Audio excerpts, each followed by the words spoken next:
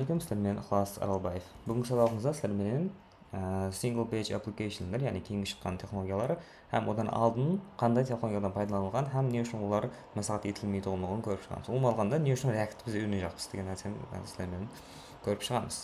Хоп, не қойды? Бір диаграмма сызып қойдым. Яғни екеуінің парқы, бұяқта single page application, яғни біздер үйрене жақ болған React, мысалы үшін Vue.js, немесе Angular'ға ұқсаған прям фреймворклардан пайдаланып істелінген приложение, веб-сайт. Ал бұяқ бетте болса API, HTML, CSS, JavaScript, Vanilla.js-те, яғни jQuery-де қандайдыр соған технологияларда істелінген веб-сайт. Екеуінің істеу принципін қазір көріп шығамыз сіздермен. Хоп, бірінші болып single page application-ларды давайте мынақты көріп шығайық. Multi-page application, яғни өзі интернет сайтлар қамес содан басталған. Соның үшін бірінші осыны көріп шығамыз. Қараң, бұл не болады? API бір e-commerce веб-сайт болып тұрыпты. Қазір мысалы үшін home page-де тұрыппыз, неке? Һәм home page-де home компонент тұрыпты, яғни home-дағы мағлұматлар тұрыпты. Мысалы үшін текстлер, суретлер болуы мүмкін бұл жерде. Бұл жақта nav бар, һәм астында не зат бар? Footer бар. Хоп, бұл жақта көрсетілген, бұл һәмме нәрсе қай жақта жайласқан? home.html файлында жайласқан. Яғни прям структура істеп шығылған. Бұл жерде nav бар элементі болу керек, бұл жерде оның ішінде li тегі, a тегі болуы мүмкін, button тегі, бұл бетте footer тегілер һәммесі осы home HTML-ның ішіне не қылған? Структура түзіп шығылған. Енді егер клиент келіп тұрып products пейджіне, яғни кейінгі пейджға өтетін болса не болады? Полный веб-сайт жаңаланады, яғни браузер қайта жаңаланады. Әмде бұл HTML файлдың орнына бізге не қылады? Products HTML файлын жібереді. И оның ішінде де сол жоғарыдағы header элементі бар, оның ішінде li тегілері бар, бұяқта логотиптері бар, фотолар болуы мүмкін логотипте. Ең астында футерлар бар. Тап сол нәрсе еді, бірақ тап сол нәрсені тазалап тастап, орнына тап сол нәрсені қайттан басқа файлдың ішінде не қылды? Бізге жүктеп әкеп берді. Хоп, давам етеміз. Кейін about page-ға өтеді ол сразу. About page-ға өткен уақытында тап сол бізде header, тап сол footer просто өзгерген нәрсе, не зат? Ортадағы мына контентлер өзгергенлігі үшін бізге һәмме элементтерді қайта жаңалап бір HTML файлдың орнына басқа HTML файлды жүктеп әкеп береді. Бұл HTML файлдардың ішінде егер ауыр фотолар болатын болса, бірнеше мегабайтқа кетіп қалуы мүмкін. Интернет слабый адамдар болатын болса, әр сапар керексіз. Мысалы үшін бір мәрте жүкленіп алғаннан кейін тұру керек болған логоны қазірдің өзінде 3 мәрте мысалы үшін жүктеп алды. Қандайдыр header, nav бар, мысалы үшін стильдерін HTML-ларын парс қылу керек әр сапар loading болған уақытында. Егер multi-page application-лардан пайдаланатын болсақ. Яғни бұл API өзіңіздің істеп жүрген HTML, CSS, JavaScript, сол тілдерде пайдаланып істелінген веб-сайтта. Хоп, енді бұны түсіндік. Бұл говно екен. Не үшін? Енді бұяқтың қандай? Бұл алғанда бұяқ қайтып істейді, соны көп шығамыз қазір. Single page application-лар, яғни мысалы үшін React-ті мысалы келтіремін, себебі React өтеміз біз есінермен. Single page application-лар қандай болып істейді? Хоп, бұларда бізде бір штук index HTML файлы болады, ешқандай қосымша HTML-лар керек болмайды. Һәмме нәрсе, һәмме индекс, һәмме пейджлар бір HTML файлының ішінде тұрады. Бұл дегені әр сапар басқа бір пейджден екінші пейджге өткен уақытында мынаған ұқсап мынау жоғып кетеді, одан кейін мынау келеді, мынау жоғып кетеді, одан кейін мынау келеді болып HTML файлдар жүклене бермейді қайта-қайта. Тек қана не қылады? Азанда, яғни клиент сайтқа кірген уақытында общий бір индекс HTML бір мәрте жүкленеді, ішінде мысалы үшін header жүкленеді, оның ішінде оның астында footer жүкленеді, һәм ортадағы контент нұсқа қарап өзгереді, біздер тұрған адреске қарап өзгереді. Мысалы үшін қазір бізде home-да тұрмыз, home-да тұрған болсақ, бізге home компоненті келіп түседі. Уже home.html файлы емес, прям home компоненті. Бұл home.jsx, яғни JS файлының ішінде тұрады. Сол нәрсе просто мынақа рендер болады. Енді аңсат нәрсе просто әзір қиын болып көрінуі мүмкін. Енді қараң, бұл жақта қарайтын болсақ, fixed element, dynamic content, яғни dynamic element болып тұрды. Бұл дегені header менен nav бар, бізде әрдайым fixed, яғни қатып тұрады, постоянно тұрады сол жерде. Мысалы үшін мен products'ты басқан уақытымда қазір home компонентінде тұрады. Home компоненті неде тұрды деп қояңызға келтіріңіз, сызбадым ғой. Соның өзін сызуға ярым сағат уақытым кетті. Енді бізде products'ты басқан уақытымызда, яғни products пейджіне өткен уақытымызда сайт жаңаланбайды. JavaScript ішіндегі сайттың ішінде JavaScript код прямо home компонентті алып тастайды, орнына products компонентін мына жерге әкеп қояды. Значит, биодегі өзгеріп жатқан контент қайсы? Dynamic content. Dynamic content. Мына жер өзгереді, орта өзгереді. Жоғарыдағы header өзгермейді, төмендегі footer өзгермейді. Орнына мынандай пейджлер бізде, мысалы үшін бірнеше онлап, жүздеп болуы мүмкін, келіп түсе береді. Header менен footer тұра береді, мыналар келіп түсе береді. Бізде әрқайын сайттан, то есть беттен бетке секіріп жүруіміз мүмкін.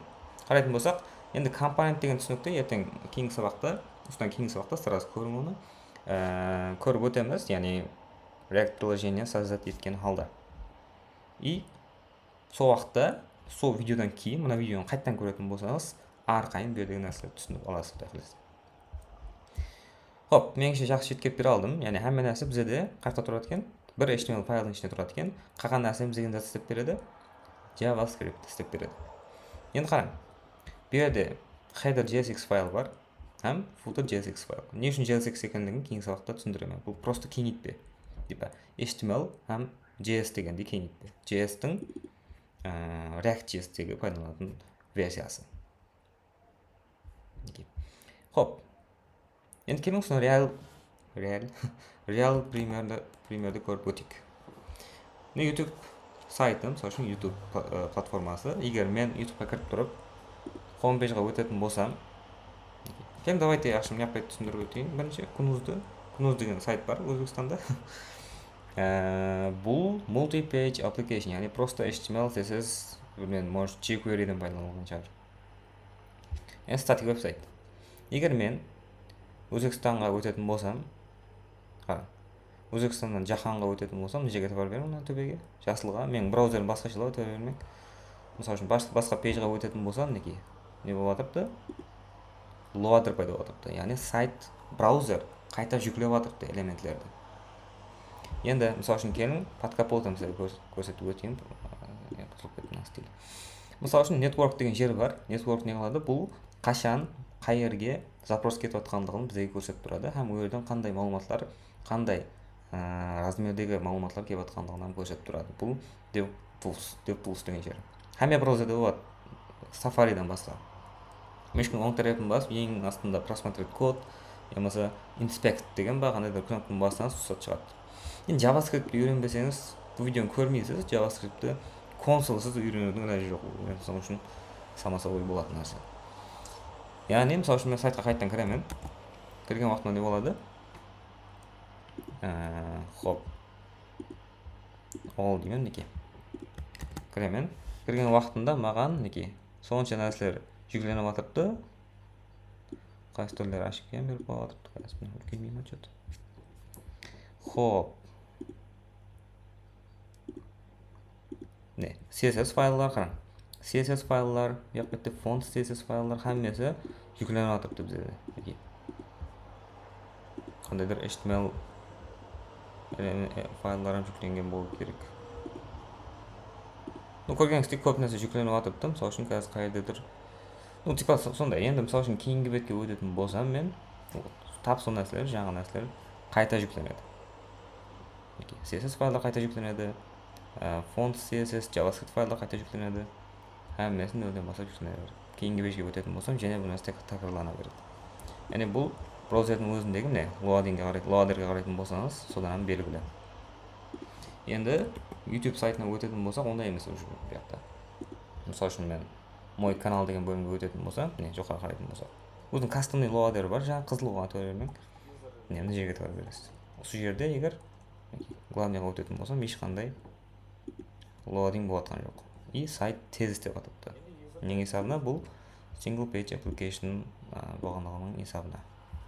Хоп, енді келin networkқа кіріп көреміз. Мысалы үшін мен главныйға өтемін. Не көрдіңіз бе? Жаңаға қарағанда неше есе аз малумат жүкленіп жатыпты. И мысалы үшін неға қарайтын болсақ, неке. Жақта қандай да нәрсе жүкленген. Енді бұл ортада жаңағы өзінің веб-сайтқа коннект қылынған нәрсесі бар. Сол үшін көбейіп кетіп жатады бұл. Мысалы үшін мой каналға қайтадан өтетін болсам, қара. Bu yerдегі нәрсе өшіп кеткен жоқ.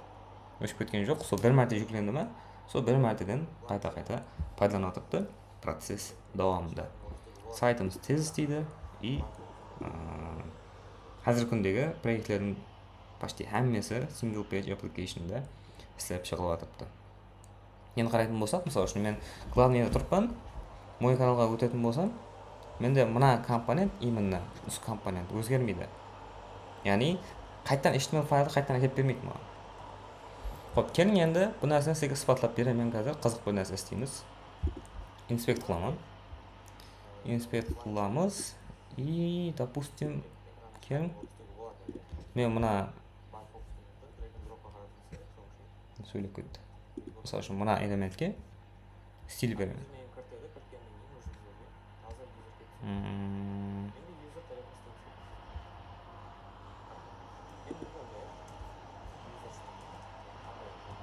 Так, да, вот. Сол үшін background color red дедім, мінекей. Яғни кастом демей ақ кеттен стиль беріп қойдым. Бұл нәрсе егер білмейтін болсаңыз, көпшілік білетін нәрсе. Бердім. Енді мысалы үшін мен кеп тұрып, қайттан главныйға өтетін болсам, менде не болатыпты? Берген стилін тұрып атыпты. Не үшін? Себебі сайт елі обновление болмады. Осы элемент осы тұрған жерінде тұрыпты. Мен пейдждан пейджға қарай секіріп жүріппін. Тап сол нәрсені кунузбен істейтін болсам, егер кунуз жамалап атқан жоқ, бұл өзінің қалеген технологиясын істей береді. Хоп, элемент и элементке кеп тұрып, келін мен background color red беремін. Енді қара, мен осы жердегі любой бір пейджға өтетін болсам, сайт уже не болады? Жаңаланады. Яғни мысалы үшін бағанағы мына YouTube'дағы мына бөлімді полный осы сайт барды жауап бере тұрған CSS файл мысалы үшін 3 мегабайт болуы мүмкін.